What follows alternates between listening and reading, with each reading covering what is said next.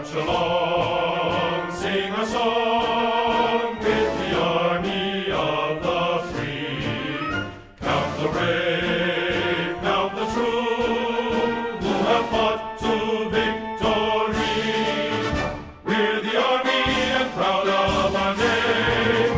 We're the army and proudly proclaim. First to fight for the right and to build the nation's might. And the army goes rolling along. Proud of all we have done, fighting till the battle's won. And the army goes rolling along. And it's high, high, hey, the army's on its way. Count off the cages loud and strong. For wherever we go, you will always know that the army goes rolling along.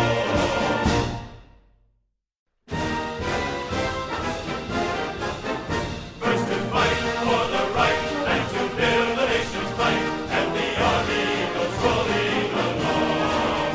Proud of all we have done, fighting till the battle's won, and the army goes rolling along. And it's high, high, hey, the army's on its way. Count off the games on its run. For wherever we go, you will always know that the army goes rolling along.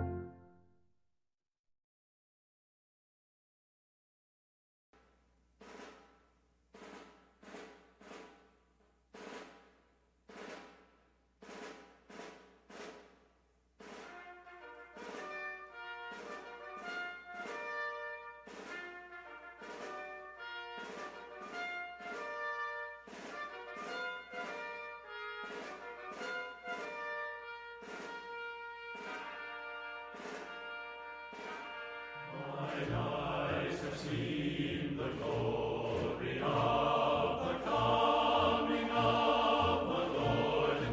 He is trampling out the vintage where the grapes of wrath are stored. He hath loosed the faithful lightning of his terrible swift sword. His truth is marching on.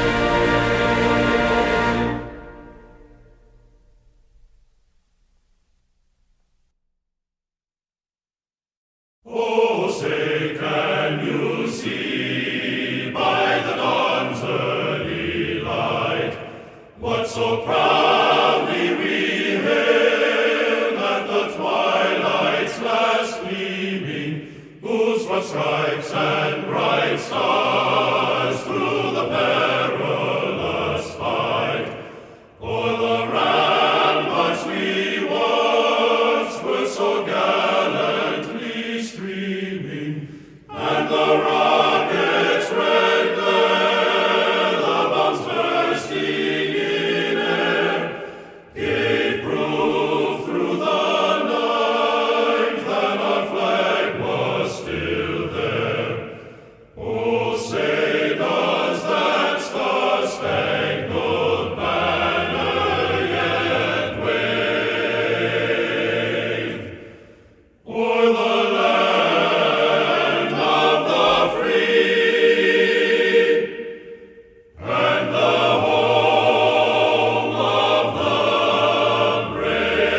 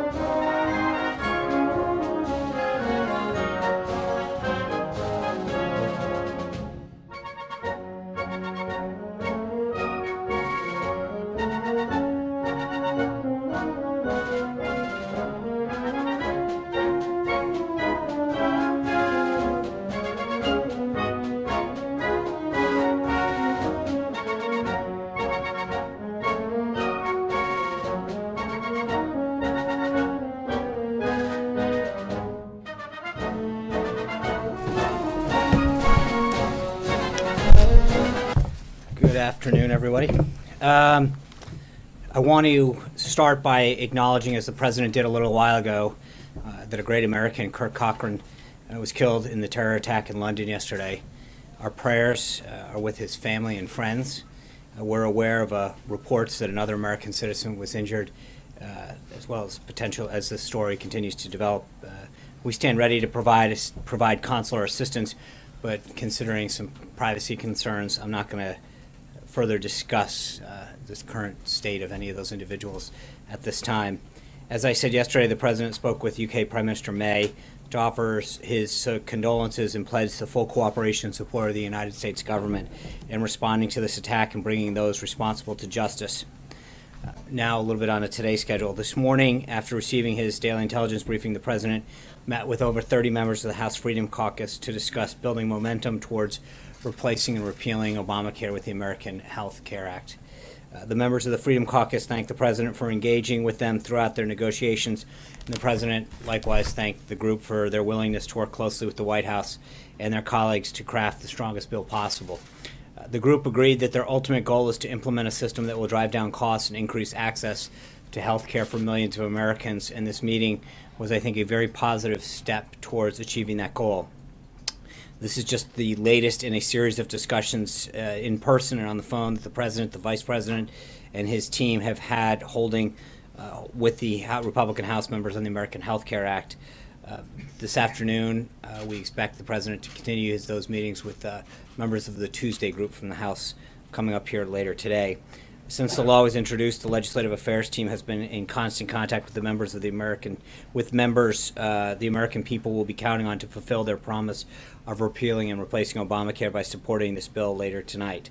In the past few days, the president has been on the phone with scores of Republican members, in addition to the in-person meeting you've seen with the Republican Study Committee, the House Freedom Caucus, and the Tuesday group. This bill has truly been a collaborative effort from the beginning. Through an open and deliberative process, the president and his team have helped to negotiate a very, very strong bill. He was on the phone last night well into the 11 o'clock hour with members on an individual basis discussing their support for the bill. The amendments that have been incorporated add important aspects to the bill, like removing costly essential health benefit insurance regulations, repealing Obamacare taxes immediately starting in 2017, reforming Medicaid by allowing states to accept funding as a block grant to implement able-bodied work requirements, and blocking states from receiving enhanced federal medical assistance percentages if they expanded during the transition. We've already seen the results, with many members coming out and saying they're going to be a yes tonight. As I've noted before, today is actually the 7th, and we hope the last anniversary of the day that President Obama signed Obamacare. The president is looking forward to seeing Republicans fulfill the pledge tonight that they've been making to their constituents for years, that with a Republican in the White House and with them in Congress, they would once and for all see the end of Obamacare. The president, I assume that President Obama must be feeling this time is up for his signature law, since today he came out with a rather lengthy statement about it, but he can't change the facts about where it stands. President Obama stated that Americans received a, quote, upgrade in insurance. But the mandates Obamacare placed on insurance forced millions off their insurance and away from their doctor, which broke the promise that they were given.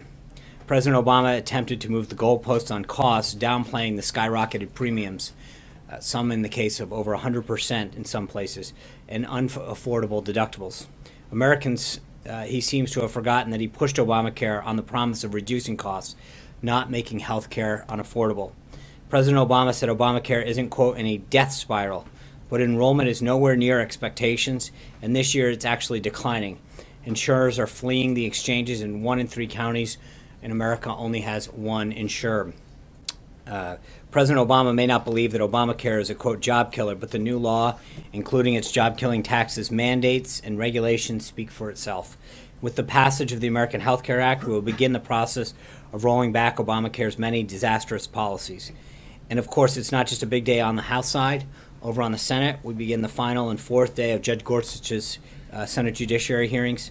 Earlier today, Democratic leader Chuck Schumer announced that Senate Democrats will be mounting a filibuster against his nomination. From day one, we've said that the president made an inspired choice with the nomination of Judge Gorsuch. The American Bar Association has given them their highest rating of well qualified. This week, though, through all 4 days, he has showcased his sterling credentials and a brilliant legal mind. We find Senator Schumer's announcement truly disappointing because it breaks with the tradition of how the Senate has handled Supreme Court confirmation votes in modern time and represents the type of partisanship that Americans have grown tired of. In the last half century, only 3 Supreme Court justices have ever faced a filibuster. The most recent, Justice Alito, was opposed by then Senator Obama, who voted to uphold his filibuster and later admitted that his vote was a politically motivated act that he regretted. In fact, Senate Republicans didn't filibuster his Supreme Court nominees, Kagan and Sotomayor. We call on Senator Schumer to follow Democrats to abandon this attempt to block Judge Gorsuch from receiving a fair up or down vote that he and the American people have voted for. Back to the rest of the president's schedule. This afternoon, the president, as I mentioned, will meet with members of the Tuesday group. He had lunch with Secretary of the Treasury Mnuchin and Nelson Peltz at 3 o'clock today. We hope you'll come out and join the president to welcome the truck drivers and truck company CEOs who will be meeting with on the American Health Care Act as they arrive to the White House alongside 2 rather large big rigs. 1 in every 16 Americans work for the trucking industry. It's the backbone of our country's domestic freight transportation, and it moves over 70% of domestic freight tonnage. But the trucking industry has suffered greatly under Obamacare. Many truckers were forced to buy health care plans that weren't necessarily right for them on the exchanges. Like millions of Americans across the country, they saw their premiums rise and their options plummet.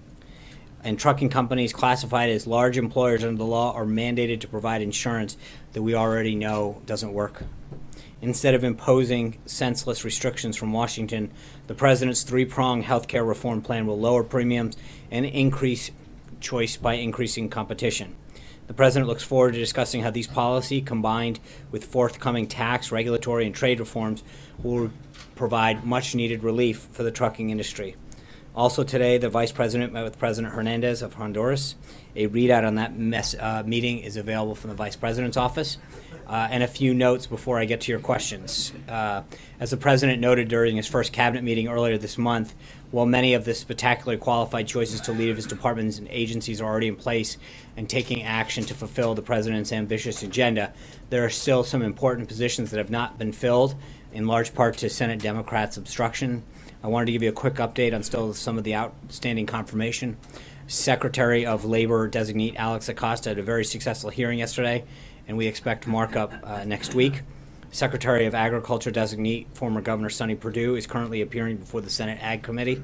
We expect Governor Perdue to continue to show why he's the best choice to lead the USDA, and hopefully his markup to be scheduled in the coming days. We also announced earlier this afternoon that Prime Minister Rasmussen of Denmark will be visiting the White House on March 30th. We'll have further details on the visit in the upcoming days. Tomorrow, the president will host Medal of Honor recipients and their guests in celebration of Medal of Honor Day, which falls on Saturday of this year. We'll have some more details on that event coming forward. The president intends to be here this weekend, so as we have updates on the president's weekend plans, we will let you know as well. I'll also note that we've got coming up on a deadline related to the Keystone Pipeline. We'll have an update on that for you tomorrow. And finally, I'm proud to announce that on April 19th, the anniversary of the battles of Lexington and Concord, the New England Patriots will be visiting the White House to celebrate their latest, and what will probably be a continuation of many more to come, Super Bowl win. And with that, I will take your questions. Jeff Mason. Sean. This is a Patriots question. No, it's not. Do you know anything about Tom Brady's jersey? Is this true confession? I've got nothing on that. Okay. But I have a healthcare question for you. First, do you expect there to be a vote tonight? That's what I understand the House is scheduled, yes. Any chance that that's going to be pushed back? That would be obviously up to Speaker Ryan and Leader McCarthy, but nothing leads me to believe that that's the case. Is the president concerned at all that as he draws support for the bill from the Freedom Caucus that he may lose support from more moderate members of the House? He's meeting with members of the Tuesday group today. Obviously, this is something that he understands. There's a little bit of a balancing act that goes on as you try to get 216 in this case, but I think we've continued to make progress every day. We walked out with more members in support of the American Health Care Act today than we started the day with, and I continue to see that number climb hour by hour, and I anticipate that we will get there. Blake. Sean, Patrick McHenry said we have an offer. They, speaking of the House Freedom Caucus, can accept it or reject it. Is that the way that you see it at this moment? Are you just waiting on the House Freedom Caucus to come to your side? Are you at their whims at this point? What's their status as far as you know? I think there are some members who, in the meeting, stood up and told the president, "I'm with you now." And I think member by member, that's how they're going to vote. I think we've continued to see that number rise. And the same thing with the Tuesday group. There are members that had not been with us that are expressing that their willingness to want to be part of this. The president went over several commitments and changes that have been made to assuage different folks that have continued to evolve. And I think that we continue to see the number rise. But I think we continue to see the number go up, not down, and that's a very positive sign. Do you know how many came across and what it was that brought them across in that meeting? It depends. I don't think there's any singular issue in a lot of cases. There's a lot. I think we talked a little bit about sections of the bill that there was an issue with. And so I think there's a couple areas that there is some common ground on, but it was over 30 members there today, and some of them had specific aspects that they wanted to see improved, and some of them, frankly, came to say, "Hey, thank you. I think that what you guys have done already has been an improvement." With them, is it essential health benefits? Is that their main sticking point? In a lot of cases, there were some members that was their number one thing, but again, it wasn't universal across the board. But again, I think some of the measures that have been taken along the way have really, and again, it's there's also beyond that. There's a lot of discussion about phase 2 and phase 3, and I think the president and the vice president both committed to continuing working and improving and making commitments on the totality and the comprehensive nature of how we're going to do this. For a lot of these guys, it really comes down to premium increases. They're very concerned about what they're seeing their constituents face, and I think the president, the vice president, Secretary Price, Director Mulvaney, Reince Priebus, Chief of Staff, the Legislative Affairs team, we're all continuing to work with them to talk about certain measures that have been put in place to drive down cost. And I think when you realize it, what we've continued to talk about, that costs are too high, premiums are spiking, deductibles are going up, choices are going down, these are real concerns for constituents of these members. And I think that as they see an overall and total commitment of this, it's making them feel a lot better about not just this bill, but phases 2 and 3. Matt. Thanks. 2 questions, both on healthcare. First one, is the president open to removing protections for pre-existing conditions from the bill? I think that's been something that he's been very clear needs to stay in there. Okay. Secondly, about this essential benefits protections, obviously among those is maternity leave. So how would removing that jive with the president's promise during the campaign to expand maternity leave? Obviously, this would take it out, and insurers would no longer have to provide that. Yeah, and again, I don't want to get into a benefit by benefit discussion here, but I think that there's a lot of concerns, as I just said to Blake, that part of the reason that premiums have spiked out of control is because under Obamacare, there were these mandated services that had to be included. And what happened is that older men, older women who had gone past maternity age were buying benefits that weren't necessary for them. People who were at the younger end of the age scale were buying end-of-life benefits. And I think this goes back to the nut of this discussion, Matt, which is we have now gone down to a system where in 1/3 of all counties there's one choice. And it's this potpourri of mandated benefits that everyone has to have. We've lost consumer choice. And so people are paying for benefits that neither they, their spouse, their family needs, which is driving up costs for everybody. And so part of it isn't about necessarily a benefit. It's about a series of benefits being mandated for that everybody. And so what has happened is that the costs of health care for every individual has gone up and the choice has gone down. And I think there is a philosophical discussion that is going on about what we can do to make sure that people have actual coverage, something that we've talked about before, but doing so in a way that doesn't drive up the cost for everybody. So one follow-up on that then, is the president concerned that without having those essential benefits in there, you'll have a situation where women are just de facto paying higher for health insurance? Obviously, they'd be paying for maternity leave. No, you could have a family plan.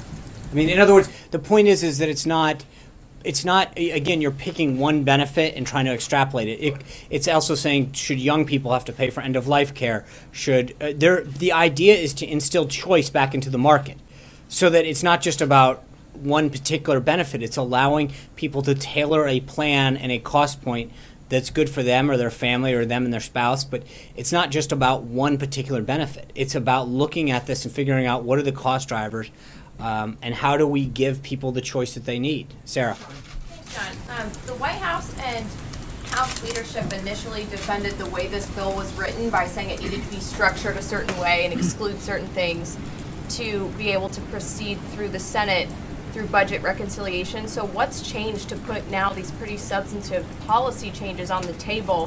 What's given the White House and Republicans confidence that now it can survive through that same process in the Senate? I think there's a lot of discussion that goes on without getting too into it. The issue at hand is the Byrd Rule and whether or not it affects the budgetary. That you can't have policy making things that don't have a budgetary impact. There are certain things that are being phrased in certain ways and crafted in accordance with the rule, but there's a lot of smart people that are very familiar with the rules and are trying to do things in a way to make this bill conform in those ways. Zeke.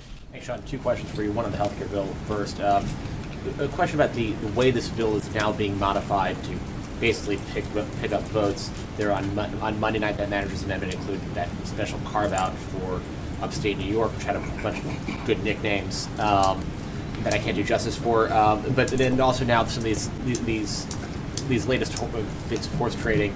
Is the president concerned that this bill now looks a lot like the procedurally what it looked like, what Obamacare looked like 7 years ago? That the Republicans have spent 7 years criticizing the way that bill was brought to the floor, and here they are 7 years later on the same day about to do the exact same thing. No, not at all. In fact, it's doing exactly what we intended to do. I mean, the exchange that we had with Matt, it's actually going, the two goals that it set out to do, it's actually doing.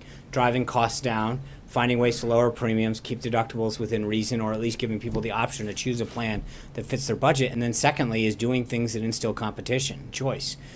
So the things that are being done actually achieve the goals that have been set forth. Jim. So I have one for you, just on a different question. Yesterday, Secretary Madison and Chairman Dunford testified on Capitol Hill that they were willing to have Congress have a public debate around a new AUMF. Is that something that traditionally those have started from in the executive branch? Is the White House willing to put one forward and willing to begin that round of discussions? I refer you back to Secretary Mattis. I think that is one that the Department of Defense is. So we should take that statement as operative for the White House, that the White House now is calling would like. No. I think that was brought up in the context of a conversation that he is willing to have with respect to overseas contingencies that are existing right now in the battle, especially with respect to ISIS, and the current tools that we have to combat them. But I think that was a discussion about whether or not we should have a discussion on authorized use of force or not, and how to have that. Jim. Oh, I'm sorry. Now that Chuck Schumer has announced a definite filibuster of Judge Neil Gorsuch, do you think it's time for the White House to take a stand on eliminating the filibuster for Supreme Court nominees? I am not going to. I'll let Senator McConnell is a much more apt user and understanding of the Senate rules. I am not going to start to tell Senator McConnell what he should be doing from here. It's your nominee, and I understand that, and it's his rules and his chamber that he leads. So I'm going to let that, John. Sean, thank you. Has anybody from the National Security Team or the Homeland Security folks been in touch with their counterparts in London in the last 24 hours or so? Yes. Can you expound on that at all, or for not? Only to the extent to say that they've been in touch to evaluate, offer assistance, and again, I'm not going to get into a classified discussion about what we may or may not be discussing. A supportive effort, needless to say. Yes. Okay, thank you. Thanks, Sean. Chairman Nunes today refused to definitively rule out that he received the information he announced yesterday on surveillance, that he got that from the White House. So will you rule out that the White House or anyone in the Trump administration gave Chairman Nunes that information? I don't know what he actually briefed the president on, but I don't know why he would come up to brief the president on something that we gave him. Well, that's why it was confusing to many of us, so I was Right. wondering, yeah. I don't know that that makes sense. I did not sit on that briefing. I'm not, it just doesn't, so I don't know why he would brief the speaker and then come down here to brief us on something that we would have briefed him on. It doesn't really seem to make a ton of sense. So I'm not aware of it, but it doesn't really pass the smell test. Hallie. Thanks, John. I'll healthcare a couple for you. Mark Meadows says came out of the meeting, he said there is no deal. Right. Does the president acknowledge that this bill appears to be in trouble right now? No, I think that we're going to continue. I mean, it's not a question of trouble. There's no deal. We weren't asking for a deal. The You president. wouldn't call this essential health benefits package a deal? No, I think for a lot of members it was, and I think some of them stood up and said, "Mr. President, we're with you." I think a lot of them said, "We're going to go back and think about it," but there was no. The meeting didn't conclude by saying, "Do we have a deal?" That's not why we had it. I think for some members this has been. Final offer before it is. No, I think this was a discussion that the president continues to have. I think we have been very, very pleased with the direction it's going in and the number of members who have expressed their support for it. We'll continue that discussion with the Tuesday group. But the number is growing, the number of members who have shared concerns, and I think that we have been very responsive, as well as Speaker Ryan, to the concerns and ideas that members have expressed from across the spectrum. Two quick clarifications. You've said that there is only Plan A. Right. At this point, is there an acknowledgement that perhaps there does need to be a Plan B if this vote No. doesn't happen tonight? Plan A. Okay, then the next follow-up is just the president has asked Speaker Ryan to delay this vote while he works with some of these members to try to convince him to come Sorry, aboard. so what's that? Has the president asked Speaker No. Ryan to delay the vote? Steve. I was going to offer you the opportunity to respond to what Leader Pelosi said today. She said that it's a rookie mistake to set a date for a bill before there's consensus in the Republican caucus. What's your response to that? Thank you. I appreciate that. I think we have a pretty strong record on the Republican side of getting bills passed, getting things done. And so I know that they have a pretty strong record of passing things and telling people that they can read the bill afterwards. I think we've done this the right way, and I think we know that we've done it with the support that voters told members and the president that they wanted. Jonathan. Tangentially related, if I might. Yeah, of course. There are some former White House lawyers who served in the prior administration who say that by tweeting from his official POTUS account this morning a video that was put out on official social media channels, the president and the White House have violated the anti-lobbying law because they're using money that was appropriated by Congress. Is that a concern you guys appreciate? Is it something that's been talked about here? It is not the president. It doesn't. That is not applicable to the president. No. So there is no. I mean, I believe you're referring to 18 U.S. Code 1913, if I'm correct. I think we're pretty good on it, Jonathan. Thanks, Sean. The president wrote a book called The Art of the Deal. He's considered the ultimate closer when it comes to negotiations. If this deal falls through, if this bill does not pass, would he accept the blame for its failure? And if not, who would? Let's get to the vote tonight. I'm not going to start. I think the president has done a phenomenal job. There's no question. I think when you look at the effort that he's put in, the number of meetings that he's had, and the changes that have been to the bill, there's no question how hard the president and his team, the vice president, have worked to get this done. And it's in response. At the end of the day, we can't force somebody to vote. But I think, as I mentioned to Hallie and several other folks, I like the direction that this thing is going. I think that we continue to see support go with us. We're not seeing people fall off. We're seeing people come on board. That's a great trajectory to have, and so I like where we're headed. Yeah. Two very quick clarifications on previous answers, and then a real question. I think the issue was with the anti-lobbying law, not what the president had done, but what White House staffers were doing with their official Twitter accounts. So while the law does not apply to the president, there's a question about White House staffers. Okay, so do you want me to answer that one? Sure. Let me read from you from 18 U.S. Code 1913. The Department of Justice consistently has construed that the Anti-Lobbying Act as limiting the lobbying activities personally undertaken by the President, his aides, and assistants within the Executive Office of the President, the Vice President, Cabinet members within their areas of responsibility, and other Senate-confirmed officials appointed by the President responsibility. So there's clearly a carve-out for that. Next. When you're talking about the Byrd rule earlier, yeah. Can we read from your answer that Vice President Pence does not at any point intend to overrule the Senate parliamentarian? It's not a question of overrule. You don't overrule. The Senate parliamentarian makes interpretations. Sure. It's up to the presiding officer So understand the I thrust do. of I it. understand, but I also understand how the Senate works, and the presiding officer determines. So The Senate parliamentarian is asked for guidance. Sure, and if the guidance from the Senate parliamentarian is that something would violate the Byrd rule, would Vice President Pence? I'm not going to answer hypotheticals about what he may not do, not on this bill or anyone other. You got one. Let's. Just finally, CNN reported yesterday that U.S. officials believe that are investigating that associates of President Trump communicated with suspected Russian operatives Right. to coordinate the release of information damaging to Hillary Clinton's campaign. I'm wondering if you can respond to that or say Yeah. definitively that they did not do so. So let's actually look at what CNN reported. They reported that anonymous U.S. officials have told them that information indicates that association of the campaign and suspected operatives coordinated, which they admit is not conclusive of anything, is bordering on collusion. The last line of the thing said, quote, "The FBI cannot yet prove that collusion took place." I think there's probably more evidence that CNN colluded with the Clinton campaign to give her debate questions than the Trump campaign gave any kind of collusion. So I think when it comes down to that reporting, it is filled with a bunch of subjective terms about this person may have done this, possibly could have done that. And at the end of the story, if you wade to the very bottom, it says the FBI cannot yet prove that collusion took place. So I have addressed this type of reporting in the past, and this fits right in. John.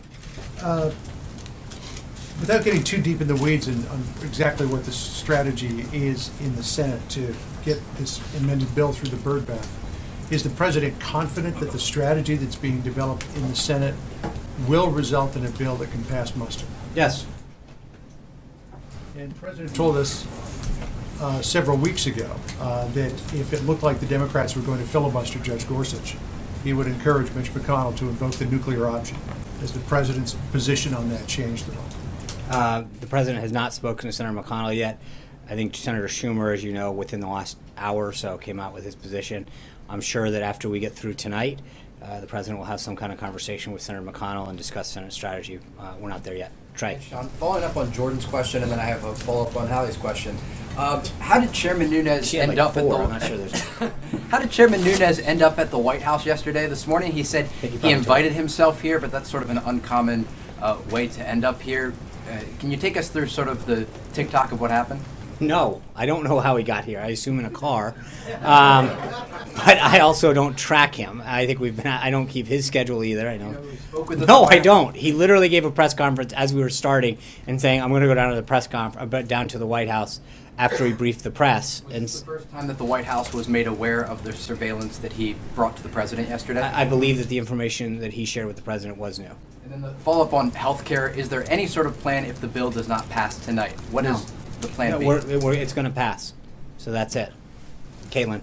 Now that you've been briefed, I know yesterday you hadn't been, everything had just happened. Can you say if the information that Nunes had is the same information that the president said he had that would be revealed this week? We're not going to. My understanding, because I was not briefed on the contents of that, was that he spoke generally about what he had seen in these reports that he had been made privy to, but that there was further details. He wanted the president to know what he had seen and that it wasn't related to Russia, but he's continuing, again, all of his public comments are that he is going to continue to pursue this, and they'll have further updates later, but I'm not aware of the specific nature of it. Cecilia. Wait, one more question. Yeah. What will the president's reaction be to Republicans who vote against the health care bill tonight? And are they being encouraged to vote their conscience? Well, I think I've addressed this before, but I think the president's made very clear that Republicans in particular have made a commitment to constituents and to the American people that if given the opportunity to have a Republican president, a Republican Senate, and a Republican House, that they would enact a repeal and replace and put into it a patient-centered health care. I mean, he believes, as he mentioned when he met with the House conference, as he mentioned with the members of the Freedom Caucus today, and I think in several meetings, that this is something that we've talked about. You've taken a bunch of these free votes when it didn't matter because you didn't have a Republican president. And you got to vote for repeal and go back and tell your constituents something like 50 times. Well, this is a live ball now. And this is for real, and we're going to do what we pledged to the American people and keep our word. And he's made it very clear that part of the reason that he got elected is because he went out and made a series of bold pledges to the American people about what he would do if he were president, and he's acting on those. And he's acting swiftly and boldly with respect to this in particular. and that he believes that not just him, but the members of the House and the Senate have an obligation to fulfill the promise and the pledge that they made to the American people. Cecilia. Regardless of what happens tonight, will we hear from the president? Will he come out and make a statement? I think it's going to depend on what time the vote is. So I don't want to commit. I'm sure in some way, shape, or form we'll have some kind of comment. And similar to the question you were asked here, but is the president, no matter what happens, prepared to take responsibility for the outcome of this bill? Well, in what way? Whether it succeeds or fails. His name is on it. A lot of people think so. Well, I think that in the sense that we've been very clear about this is a priority of ours and we worked with them. But I go back to, at the end of the day, we can't make people vote. We've done everything we can to listen to them, to incorporate their thoughts, to incorporate their ideas, to make the bill as best we can. But it's a balancing act, make no mistake about it, that there's a full spectrum of folks in the House that have disparate desires. But I think we can all commit that this is the one vehicle that's going to repeal something that almost every single Republican that I'm aware of has pledged to do if they were reelected or elected. And I think that there's a desire we understand that not every member is going to find this perfect. That's what happens when you need to get, in this case, 216 votes. But it's the best bill that takes into consideration all of the concerns and all of the goals and all the values. And I understand that in a lot of cases, some of it isn't a question of the policy. It's a question of the timing and some of the things that people want that are happening in phase 3 and phase 1. But as we've addressed, the Byrd rule, which is, to most people this arcane thing, probably even in the House, that don't have to deal with it in the Senate, that deals. And if it is loaded up with things that are stricken, then it doesn't serve us any good. I think that we have put together a very comprehensive approach to addressing how to actually repeal and how to actually replace. I think the president walked through with the House Freedom Caucus today several of the administrative acts that Secretary Price would be taking in accordance with the authority that was granted to him by the Obamacare legislation and by some of the actions that Secretary Sebelius took back in 2009. There's a lot of concern among members about some of the sequencing on things, and I think that we have continued to not. So this isn't just about policy. Some of it's about sequencing and timing. And I think the president and the vice president and the rest of the team have done a lot to reassure them on the sequencing and how this thing is going to act. So that discussion, I think, has continued to be very productive to reassure members how this thing is going to happen and take place. Amen. Thanks, John. A moment ago, you said there were some members of the House Freedom Caucus at the meeting today who were no's, who stood up and said, Mr. President, I'm with you. Can you tell us how many of those there were and what their names were? Not yet. Well, I'm not, because, and I'm not trying to be cute about this. I think as we do this, do the whip count, I think, as you can imagine, that we've got to make sure that we don't, that this balancing act, and you've got to now make sure that certain people don't fall off the end as you pick up certain people. And so we're keeping that vote total rather tight right now, but I feel very buoyed by the direction that we're headed in. Can you give us a sense of what specific offer was made? There's been reporting that the final offer was put on the table for these guys.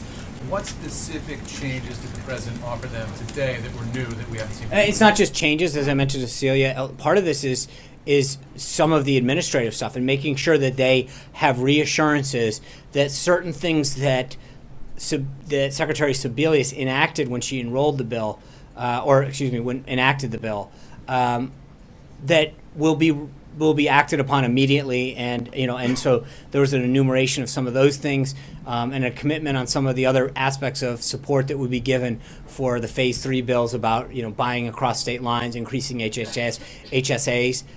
There was a lot of talk about that, and that's where I think a lot of this comes down to right now, especially among those members. They feel very good about the changes that have been made in the manager's amendment, and they feel very good. There's some question about the commitment and changes that might take place in the Senate, and so that there was a lot of, can we count on this when this happens?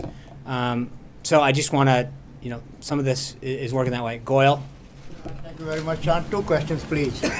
One, as far as 68 countries representing against terrorism or against ISIS at the State Department under the leadership of Secretary of State Tillerson, there was a advisor to the president of Afghanistan, Mr. Humayun Kami, here speaking at the CSIS, and also day before yesterday at the Atlantic Council. He was addressing Mr. Salahuddin Rabbani, who is the foreign minister of Afghanistan. What they both were saying or addressing the audience at these two think tanks, that unless we control two countries who are financing and training. Saudi Arabia is financing in the name of charities, and Pakistan is training. So what is the presidential message to this group? At the same time, there is a Mr. Afjal Saeed who is wanted by the U.S. $10 million. There is a bounty on him, and he is openly spilling hatred against the U.S. and India in Pakistan, in Lahore. So where do we go from here? So Secretary Tillerson's in the meeting of, have been going through this meeting with 68 of those members that are committed to addressing Syria and ISIS. I'm not going to get ahead of the internal discussions that Secretary Tillerson's having related to the administration's review of Syria's policy in particular. But I would stay in touch with the State Department on that. John? My question, please. Okay. As far as President's relation with the Indian American community is concerned, it goes back 40 years. It was 1976 when a spiritual leader came from all the way from India to New York City, and he wanted to have a parade, Festival of India in New York, but they didn't have any resources or sources. But Mr. Trump, that time, Donald Trump, came out and helped the group to go on this festival. But now, candidate Trump was also among the Indian American community celebrating Diwali in New Jersey. Same group who has been now at the White House this weekend, a peaceful prayer and vigil. They are asking the president to come out or meet the Indian American community against hate crime, or somebody from the White House. Well, I think we've discussed the nature of hate crimes in the past, and we've condemned the act that happened in Kansas earlier this year. Obviously, I'm sure that this is a very important issue for them. The president's right now focused in particular on getting Obamacare repealed and replaced. The issue in London, there's a lot that's occupying his time, and I'm sure that we will continue to monitor that situation as well. Mara, maybe someday. We'll see. Essential health benefits. Yeah. The president said to Tucker Carlson that he wasn't going to, if his people weren't taken care of, he wasn't going to sign anything. And I'm wondering what he says to people who voted for him, who relied on the provisions for opioid addiction, things that were included in those essential health benefits, if they go away. With respectfully, I think that's a false choice. Again, the problem with Obamacare is it took all of these benefits, mandated that they had to be offered, and what happened is it spiked insurance rates, it spiked deductibles, and choices went away. And the point isn't making a benefit go away or not, and that's why I think it's respectfully a false choice. It's actually offering options to people. It's literally like any other service or product that we have here in this country, where you can buy what you want. Sometimes it's at a lower price point because that's what you can afford. Sometimes you buy features on a product because you want those features. Sometimes you determine that you don't need. But people should have choice in the healthcare market just the same way that they do in almost every other industry. I mean, that's the point. It's not about giving or taking. It's about the point that they are being mandated in a way, and that's the point, is that people should buy what they want and what is appropriate for themselves or their family.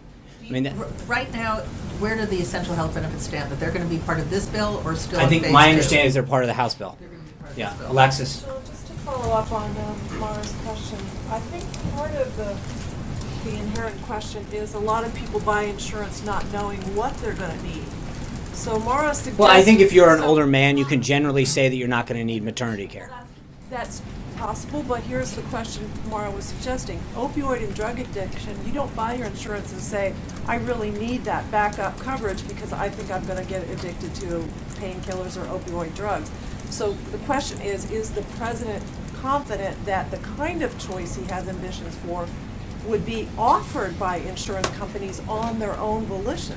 I think several plans, I'm sure. I mean, again, you're asking, I think there's a market for things, but like anything else, I don't think you buy insurance for anything, Alexis, guessing, saying, hey, I assume that if my house burns down, I'm going to need to replace all these things. You buy insurance, that's the whole point of insurance. And I think when people look at it, they're going to buy what they may not need, but they're going to evaluate it. And that's the same thing when you look at a retirement plan or car insurance or anything else. You evaluate what your needs are and then make the decision what's best for you or your family. Sarah.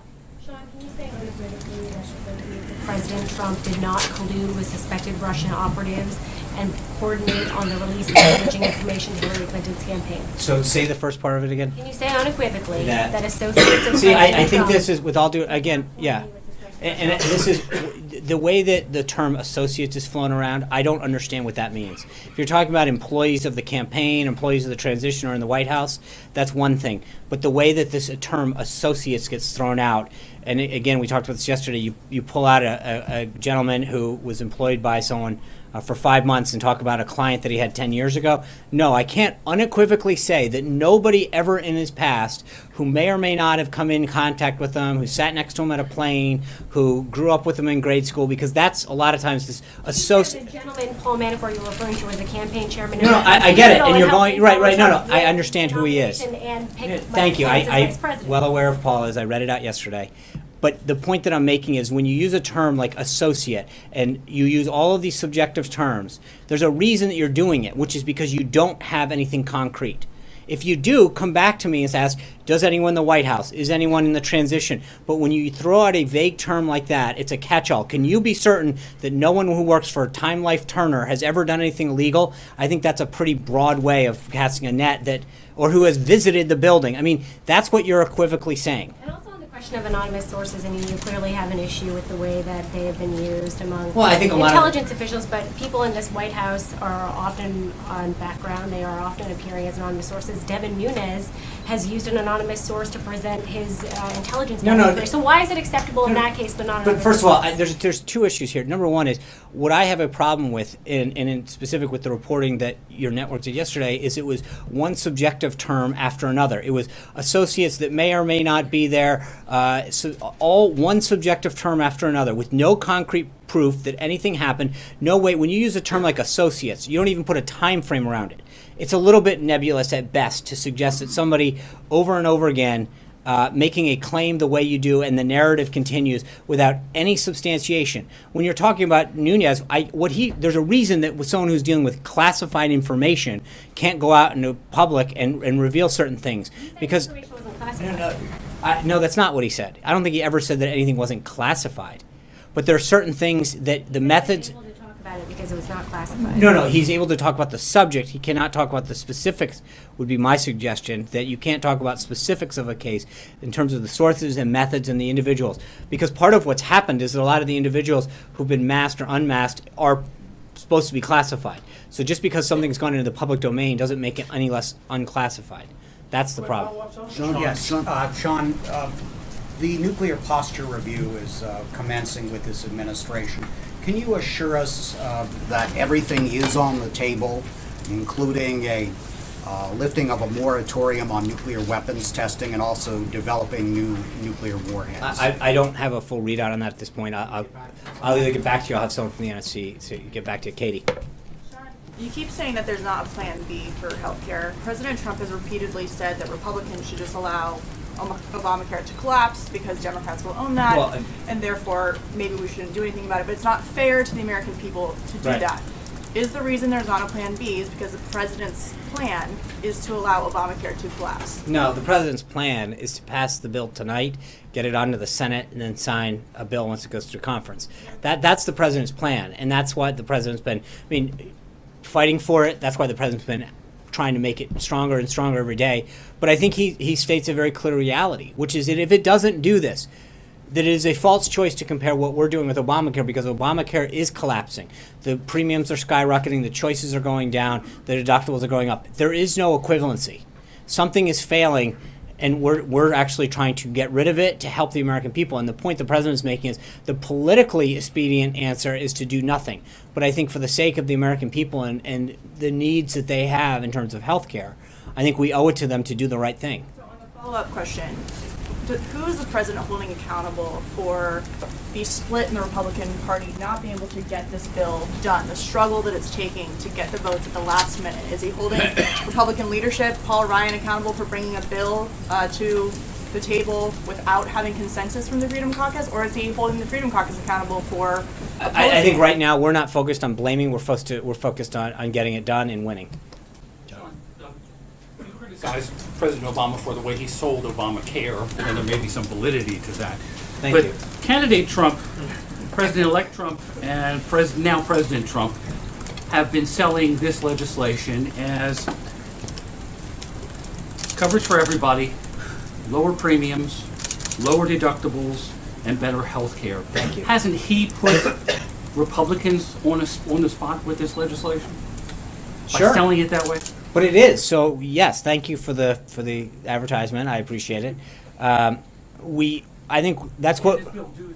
Of course it can. It will do that, and that's what the point is. But I think that there has been. I think there is some concern, as I mentioned earlier, about the timing, and I think we have continued to allay a lot of those concerns because of the rules that they are. And again, one of the things that is tough to explain to a lot, or not tough to explain, but just the reality, is that if we don't do it the way that we're going to do it, we need 60 votes, and we're not going to get 60 votes in the Senate for this bill. The Democrats are united in stopping any progress being made on this.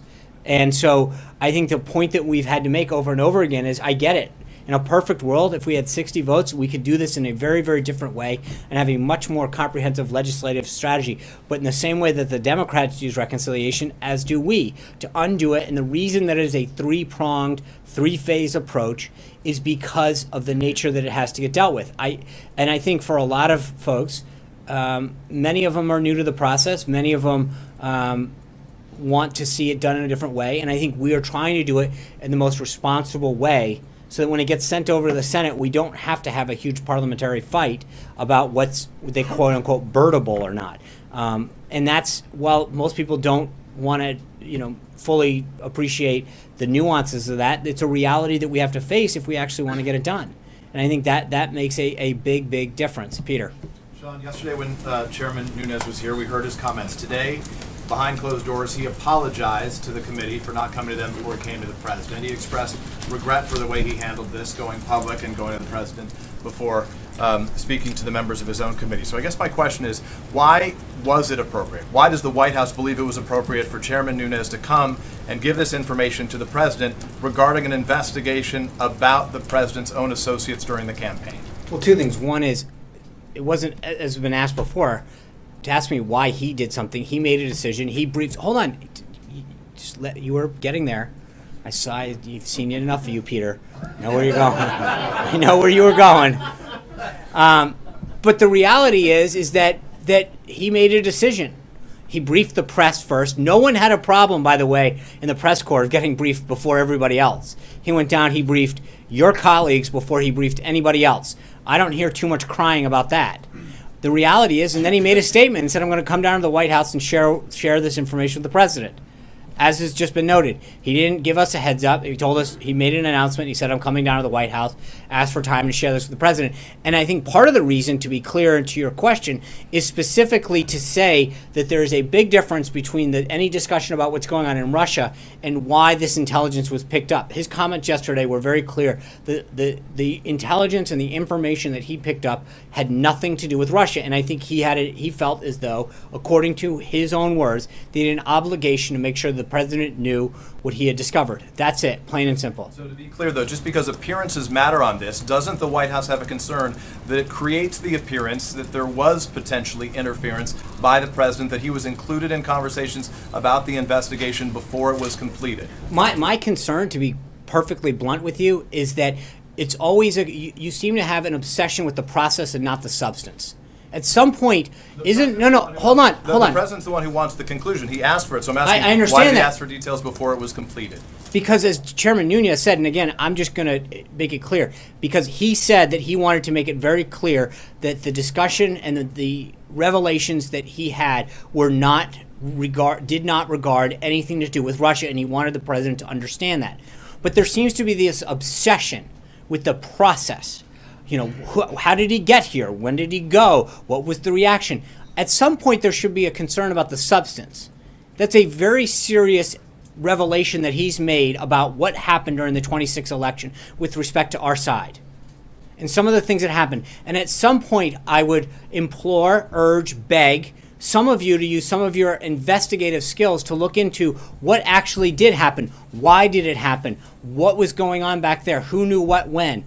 But I think that there should be a similar concern as opposed to figuring out whether he took a skateboard or a car here to exactly what happened and why it happened. And the reality is that whether he briefed us first or he briefed the Democratic members, and that's up to him to decide, the substance of what he shared should be troubling to everybody.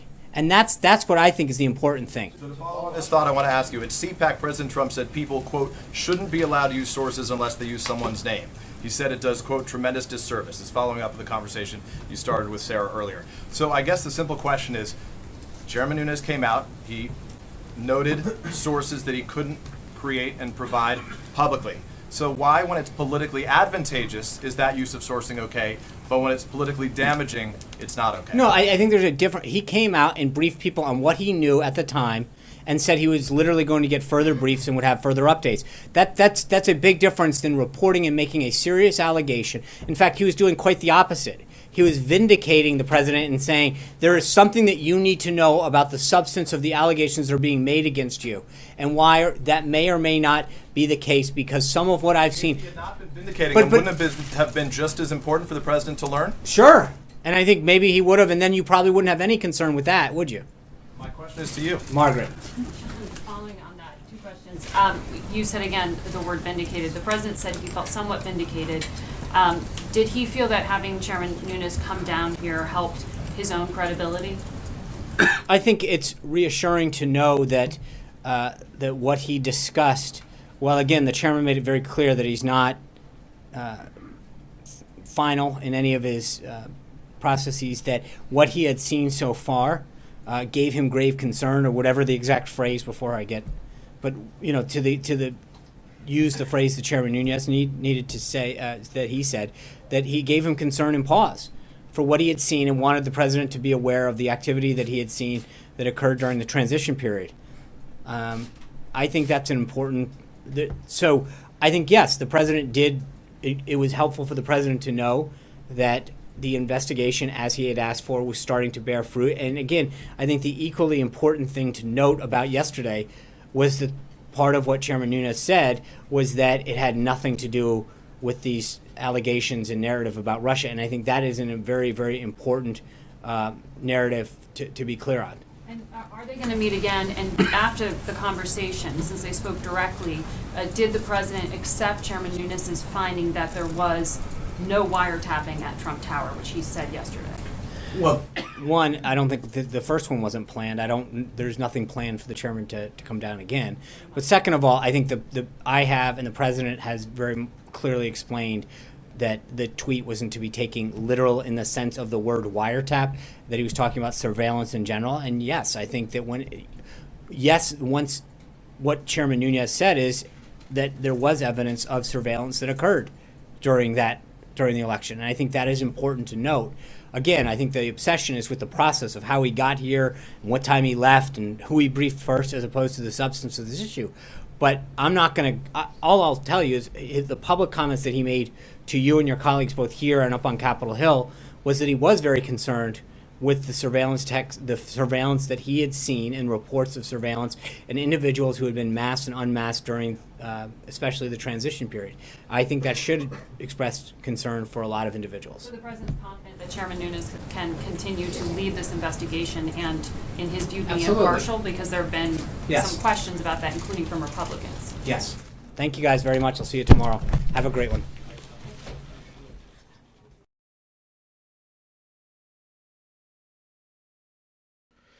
All right, folks, thank you very much for joining us and choosing us as your stream of choice. If you're new to our community, we encourage you to hit that subscribe button. And also don't forget to smash that like button if you guys enjoyed the presser. Sometimes I feel sorry for Sean Spicer. I hope that he doesn't get like ulcers and stuff of how angry he gets sometimes with these people. But, you know, he understands that the mainstream media is the opposition party. Their job right now is on overdrive on trying to make President Trump look bad or create a scandal. So that's their main objective. So let us know what you guys think in the chat, or if you are watching this after it's uploaded, make sure and let us know what you guys think in the comment section below.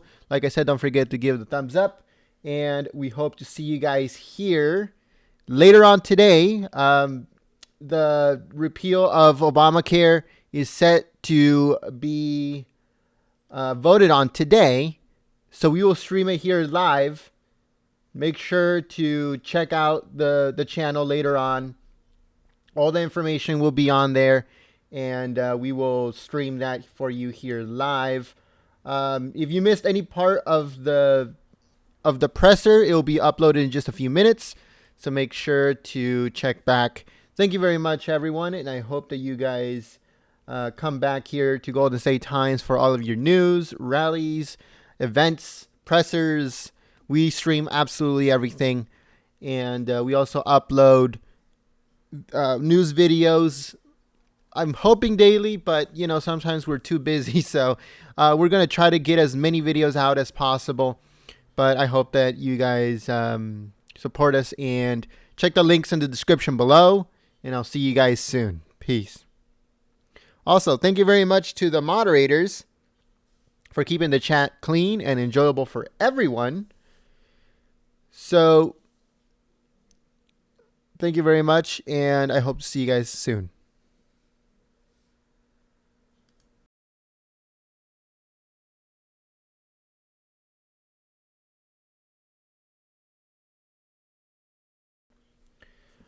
On Fridays, 6 p.m. Pacific, 9 p.m. Eastern, we have a news podcast. So make sure to check it out. Again, it's every Friday, 6 p.m. Pacific, 9 p.m. Eastern. So we basically talk about different news that had been coming out this week that we didn't cover or we didn't get the chance to cover. We will cover it on Friday night, 6 p.m. Pacific, 9 p.m. Eastern with myself and Gorf. So if you want to check it out, it's coming this Friday, 6 p.m. Pacific, 9 p.m. Eastern. We hope that you guys join us on the chat, and thank you very much.